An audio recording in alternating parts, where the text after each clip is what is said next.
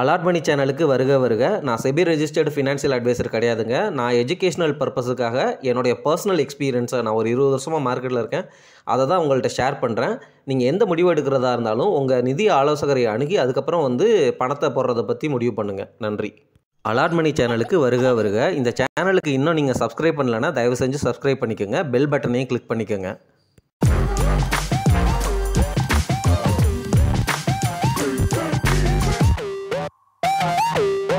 அனைவருக்கும் வணக்கம். ஹெச்டிஎஃப்சி பேங்க்கை பற்றி எல்லாத்துக்குமே தெரியும். ஹெச்டிஎஃப்சி பேங்க்கு ஷேரை பற்றியும் எல்லாத்துக்கும் தெரியும்னு நான் நம்புகிறேன். அதே மாதிரி HDFC போடுறாங்கல்ல mutual fund, HDFC large cap mutual fund, HDFC top 100 mutual fund, HDFC mid cap opportunities mutual fund, இந்த மாதிரி மியூச்சுவல் ஃபண்ட்ஸு இந்த மாதிரி அசட்ஸை மேனேஜ் பண்ணுறதுக்கு ஹெச்டிஎஃப்சி ஏஎம்சினே தனி கம்பெனி இருக்குது. அது ஹெச்டிஎஃப்சி ஏஎம்சி ஷேருனே தனியாக ட்ரேட் ஆகுது. சரிங்களா? ஆனால் இதுவும் ஹெச்டிஎஃப்சி கூட அசோசியேட்டட் ஒரு ஏஎம்சி தான். அதாவது என்னென்னா இது தனி ஸ்டாக்கு, தனி கம்பெனி, ஆனாலும் இது ஹெச்டிஎஃப்சி குரூப் அப்படிங்கிற மாதிரி புரிஞ்சுக்கோங்க. இந்த ஏஎம்சி ஸ்டாக்கு 2 வருஷம், அதாவது கொரோனாவுக்கு அப்புறம் 2 வருஷம் பார்த்தீங்க அப்படின்னா மார்க்கெட் எல்லாமே ஏற ஆரம்பிச்சிருச்சு. இந்த கம்பெனி ஆனால் ஏறவே இல்லை. 1700 to 2000 அப்படிங்கிற ரேஞ்சிலே 2 வருஷம் என்னமோ கடந்துச்சுன்னு நினைக்கிறேன். நான் அந்த சமயத்தில் கொஞ்சம் ஸ்டாக் வாங்கியிருந்தேன், அதுக்கப்புறம் விற்றுட்டேன். ஆனால் அந்த ஸ்டாக்கு அந்த சமயத்தில் எல்லாரும் சொன்னாங்க ஏஎம்சி பிஸ்னஸில் என்ன இருக்க போகுது, அவ்வளோதான், இந்த கம்பெனிலாம் இனிமேல் ஏறாது அப்படிங்கிற மாதிரி சொல்லியிருந்தாங்க.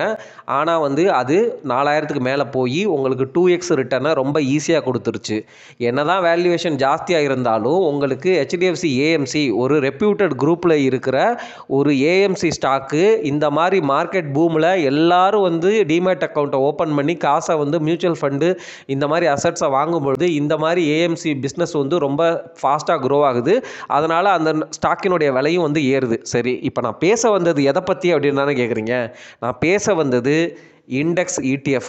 இண்டெக்ஸ் இடிஎஃப்க்கும் இண்டெக்ஸ் ஃபண்டுக்கும் உள்ள டிஃப்ரென்ஸை நான் தொடர்ந்து சொல்லிகிட்டே வர்றேன். மறுபடியும் சொல்லிடுறேன்.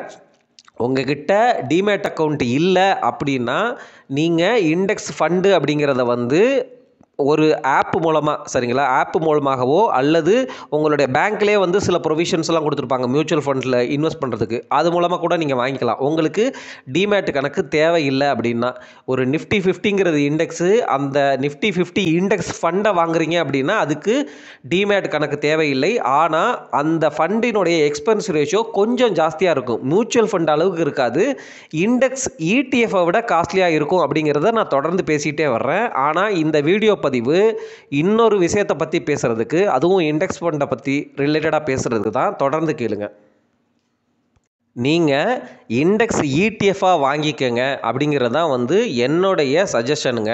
அதுக்கு நீங்கள் டிமேட் கணக்கை தயவு செஞ்சு ஓப்பன் பண்ணிக்கங்க. ஆனுவல் மெயின்டெனன்ஸ் ஃபீ உங்களுக்கு 1000 ரூபாய் கிட்ட வருஷம் போனாலும் பரவாயில்லை. இண்டெக்ஸ் இடிஎஃப் மூலமாக நிஃப்டி 50யை வாங்குறது மூலமாக உங்களுக்கு இண்டெக்ஸ் ஃபண்டில் இருந்து கம்மியான எக்ஸ்பென்ஸ் ரேஷியோ, வருஷத்துக்கு ஒரு 0.2% கம்மியாக இருந்தாலும் உங்களுக்கு லாங் ரன்னில் நீங்கள் இண்டெக்ஸை இன்வெஸ்ட் பண்ணுவீங்க. ஏன்னா இண்டெக்ஸ்லாம் வாங்குறது அழியாதது, நமக்கு ஆப்டிமல் ரிட்டர்ன் வேணும் அப்படிங்கிறதுக்காக தான் வாங்குவோம்.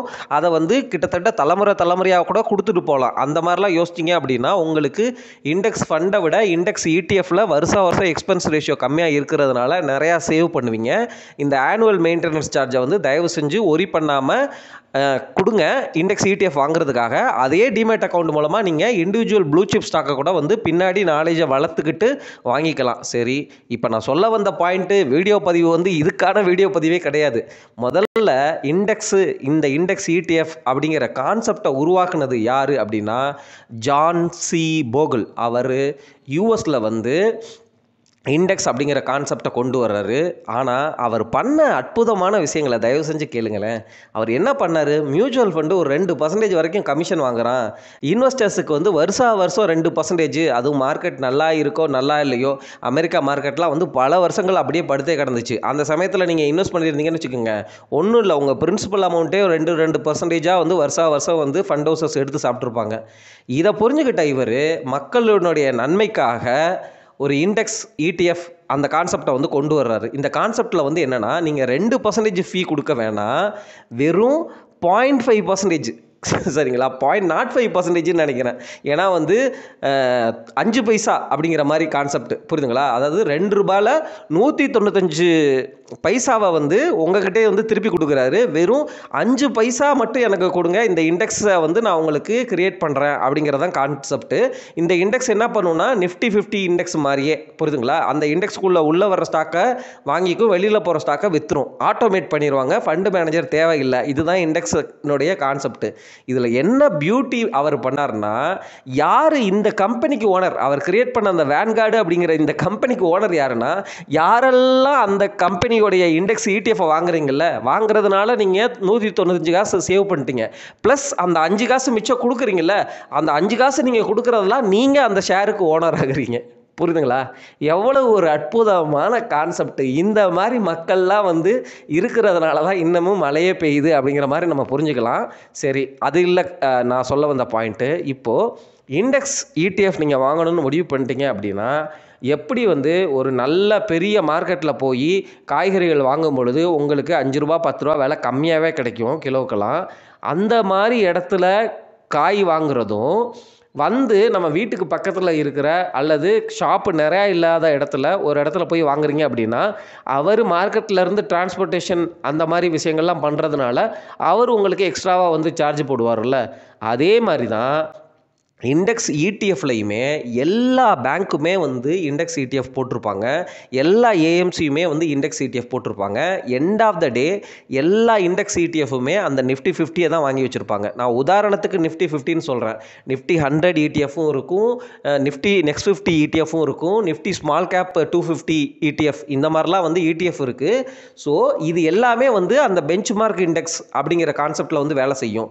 நம்ம பெஞ்ச்மார்க் இண்டெக்ஸ் வந்து உதாரணமாக எல்லாத்துக்கும் புரிஞ்சது வந்து நிஃப்டி 50ங்கிறது ஒரு இண்டெக்ஸ், அதே மாதிரி நிஃப்டி நெக்ஸ்ட் 50ங்கிறது இன்னொரு இண்டெக்ஸ். ஸோ இந்த நிஃப்டி 50 பெஞ்ச்மார்க் இண்டெக்ஸை தான் இந்த எல்லா பேங்க்குமே அவங்களுடைய அந்த இண்டெக்ஸ் இடிஎஃப் மூலமாக வாங்க போகிறாங்க, அதை தான் வந்து ட்ராக் பண்ண போகிறாங்க. ஆனால் அந்த இடிஎஃப்ஐயுமே நீங்கள் எக்ஸ்பென்ஸ் ரேஷியோ என்ன, எக்ஸிட் லோடு என்ன, அந்த இதெல்லாம் வந்து நீங்கள் அனலைஸ் பண்ணணும். சரிங்களா? அனலைஸ் பண்ணும் பொழுது தான் அதுலேயே வந்து எது சீப்பு அப்படிங்கிற மாதிரி நீங்கள் வந்து கண்டுபிடிச்சி அந்த சீப்பான விஷயத்தில் நீங்கள் வந்து போடுங்க. அதாவது என்னென்னா, அவங்க சார்ஜ் பண்ணுறது 0.5% தான் சார்ஜ் பண்ணுறாங்க அப்படின்னா 0.3% வருஷத்துக்கு சார்ஜ் பண்ணுற ஃபண்ட் ஹவுசஸும் இருக்கிறாங்கன்னு சொல்கிறேன். அதாவது என்னென்னா, ரொம்ப நுணுக்கமாக வந்து உங்களுக்கு 0.5 0.3 என்னப்பா டிஃப்ரென்ஸ் அப்படிங்கிற மாதிரி பேசாதீங்க. ஒரு வருஷத்துக்கு 0.2, அதே இண்டெக்ஸை நீங்கள் வந்து தலைமுறையாக அவங்க 30 வருஷத்துக்கு நீங்கள் வச்சுட்டு அதுக்கப்புறமும் வந்து அந்த இண்டெக்ஸை விற்க போகிறது கிடையாது, அடுத்த தலைமுறைக்கு நீங்கள் கொடுத்துட்டு போகலாம். ஏன்னா நிஃப்டி 50 அழியாது, இந்தியன் எக்கானமி வளர வளர அது வளரதான் போகுது, நீங்கள் அப்படியே வச்சுக்கலாம். ஸோ அந்த கான்செப்டில் யோசிக்கும் பொழுது இந்த 0.2% அப்படிங்கிறது உங்களுக்கு நல்ல சேவிங்ஸாகவே அமையும். ஸோ நீங்கள் கம்பேர் பண்ணுறதுல இந்த யூடிஐ அப்படிங்கிற ஏஎம்சியோடைய இடிஎஃப்லாம் வந்து எப்படி இருக்குது அப்படின்னு செக் பண்ணுங்கள். நான் பார்த்த வரைக்கும் இந்த யூடிஐ அந்த இண்டெக்ஸ் இடிஎஃப்லாம் எக்ஸ்பென்ஸ் ரேஷியோ கம்மியாக இருந்த மாதிரி தான் நான் பார்த்துருக்கேன். பட் இருந்தாலும் நீங்கள் வந்து கரண்ட் எக்ஸ்பென்ஸ் ரேஷியோவை நீங்கள் செக் பண்ணணும். ஏன்னா வந்து ஒவ்வொரு ஃபண்ட் ஹவுசஸும் ஒவ்வொரு பீரியடில் வந்து உங்களுக்கு நோட்டிஃபிகேஷன் சென்ட் பண்ணுவாங்க, எஸ்எம்எஸ். நாங்கள் வந்து இந்த இண்டெக்ஸ் இடிஎஃபோட வந்து எக்ஸ்பென்ஸ் ரேஷியோவை இவ்வளோ % வந்து அதிகரிக்கிறோம் அப்படிங்கிற மாதிரி நியூஸ் போடுவாங்க. ஸோ நீங்கள் என்ட்ரு ஆகும் பொழுது என்ன எக்ஸ்பென்ஸ் ரேஷியோவுக்கு என்ட்ரு ஆகுறீங்க, ஏதாவது எக்ஸிட் லோடு இருக்கா, போடுறதுக்கு முன்னாடி வேறு ஏதாவது இடிஎஃப் இதை விட கம்மியான எக்ஸ்பென்ஸ் ரேஷியோவில் கொடுக்குறாங்களா அப்படிங்கிறத பார்த்துட்டு போடுங்க. ஏன்னா எண்ட் ஆஃப் த டே நீங்கள் நிஃப்டி 50 தான் வந்து இன்வெஸ்ட் பண்ண போகிறாங்க 2 பேரும். சரிங்களா? இதுதான் வந்து நான் சொல்ல வந்த விஷயங்கள். இது மட்டும் இல்லாமல் இன்னும் என்னென்ன விஷயங்கள் இண்டெக்ஸ் ஃபண்டை பற்றி நீங்கள் தெரிஞ்சுக்கணும். இண்டெக்ஸ் ஃபண்டுன்னு நான் சொல்கிறது இண்டெக்ஸ் இடிஎஃப் தான் சொல்கிறேன். சரிங்களா? தொடர்ந்து கேளுங்க. இண்டெக்ஸ் இன்வெஸ்டிங்கை பொறுத்த வரைக்கும் நீங்கள் இந்த பாயிண்ட்ஸ்லாம் வந்து கண்டிப்பாக உணர்ந்திருக்கணும் அல்லது புரிஞ்சிருக்கணும். இந்த பாயிண்ட்ஸ் என்ன அப்படிங்கிறத நான் வந்து ஆல்ரெடி தொடர்ந்து பேசிட்டு தான் வர்றேன். இருந்தாலும் வந்து குயிக்காக சொல்லிடுறேன். உங்களுக்கு இண்டெக்ஸ் இன்வெஸ்டிங்கை பொறுத்த வரைக்கும் இண்டெக்ஸ் தான் வந்து லாங் ரன்னில் வந்து உங்களுக்கு நல்ல ரிட்டர்னை கொடுக்கும். மியூச்சுவல் ஃபண்டு ரொம்ப லாங் ரன்னில், அதாவது 10 வருஷம் 15 வருஷம் இந்த மாதிரி பீரியடில் அந்த இண்டெக்ஸை பீட் பண்ணி அதிகமாக ரிட்டர்ன் கொடுக்கறதுக்கு வாய்ப்பு ரொம்ப ரொம்ப ரொம்ப கம்மி அல்லது இல்லை அப்படிங்கிற மாதிரி தான் நான் வந்து சொல்லணும். அதே சமயம் மியூச்சுவல் ஃபண்டில் நீங்கள் எக்ஸ்பென்ஸ் ரேஷியோ அதிகமாக கொடுக்குறீங்க. அந்த மியூச்சுவல் ஃபண்டு வந்து ஒரு பீரியடில் வந்து நல்லா பண்ணும், அடுத்த பீரியடில் நல்லா பண்ணாது. ஸோ அதே சமயம் வந்து அந்த மியூச்சுவல் ஃபண்டு வந்து அசட் அண்டர் மேனேஜ்மெண்ட், அதாவது எல்லாரும் வந்து பாப்புலர் ஆயிடுச்சுன்னு சொல்லி காசை கொட்ட அந்த ஃபண்டுனால வந்து அந்த மணியை வந்து மேனேஜ் பண்ண முடியாமல் போயிடும். ஆனால் இண்டெக்ஸை பொறுத்த வரைக்கும் அப்படிலாம் கிடையவே கிடையாது. வர்ற ஸ்டாக்கை வாங்கு, போகிற ஸ்டாக்கை வியி, அவ்வளவுதான். Very simple concept.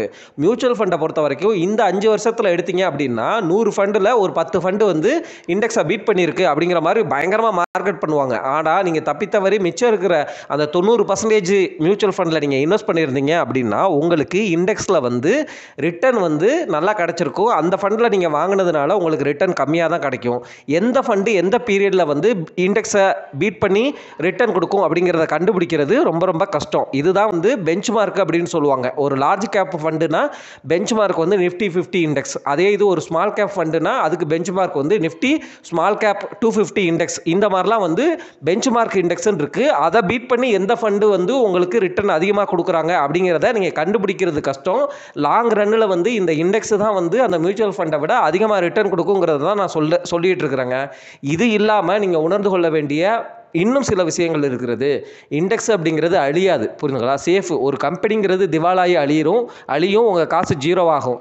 அதே சமயம் ஒரு கம்பெனி ஸ்டாக்கை வாங்குறீங்க அப்படின்னா இந்த புல் மார்க்கெட்டில் நல்லா பெர்ஃபார்ம் பண்ணும். மார்க்கெட் உடையும் போது உடஞ்சி கீழே போகும். ஆனால் மார்க்கெட் ரெக்கவர் ஆகி மேலே எழும்பும் பொழுது அந்த கம்பெனி நல்லா பண்ணாமல் அந்த ஸ்டாக்கு மேலே எழும்பாமல் இருக்கிறதுக்கு வாய்ப்பு இருக்குது. ஆனால் வந்து இந்த இண்டெக்ஸ் வந்து அப்படி கிடையாது. உங்களுக்கு கிராஷ் ஆச்சுனாலும் திருப்பி எழும்பி மேலே வரும், புரியுதுங்களா? அதே சமயம் வந்து உங்கள் போட்ட காசும் அழியாது. ஆனால் கிடைக்கிற ரிட்டர்ன் ஆப்டிமலாக இருக்கும். ஒரு நிஃப்டி 50னா 12 to 15% வரைக்கும் ஹிஸ்டாரிக்கலாக கொடுத்துருக்கு அப்படிங்கிற பாயிண்ட்ஸையும் வந்து உணர்ந்து கொள்ளுங்கள். இண்டெக்ஸ் இன்வெஸ்டிங்கை பொறுத்த வரைக்கும் உங்களுக்கு ரிஸ்க் கம்மி, ஆப்டிமல் ரிட்டர்ன். அதே சமயம் வந்து இந்த ஸ்டாக் மேலே எழும்புமா அப்படிங்கிற கவலை கிடையாது. ஃபண்டமெண்டல் அனாலிசிஸ் நீங்கள் பண்ணணுங்கிற அவசியம் கிடையாது.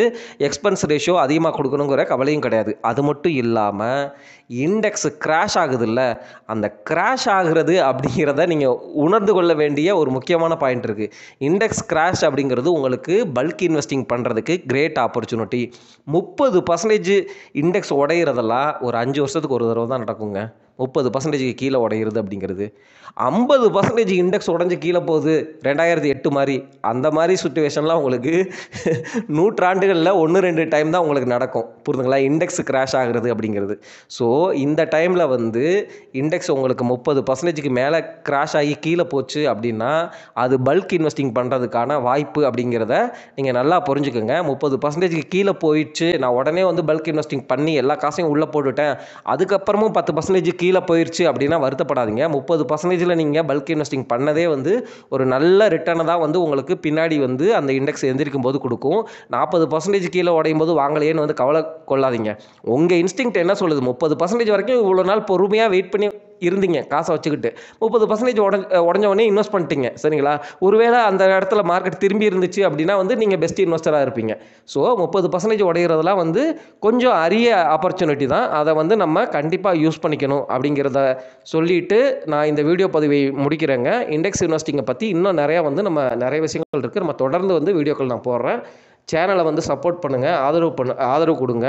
வீடியோஸ் வந்துச்சுன்னா, அதாவது என்னென்னா அட்வர்டைஸ்மெண்ட் வந்துச்சுன்னா தயவு செஞ்சு கொஞ்சம் பாருங்கள், லைக் பண்ணுங்கள், கமெண்ட் பண்ணுங்கள். அப்போ தான் வந்து வீடியோ வந்து இன்னும் வந்து நிறையா பேருக்கு வந்து போய் சேரும்.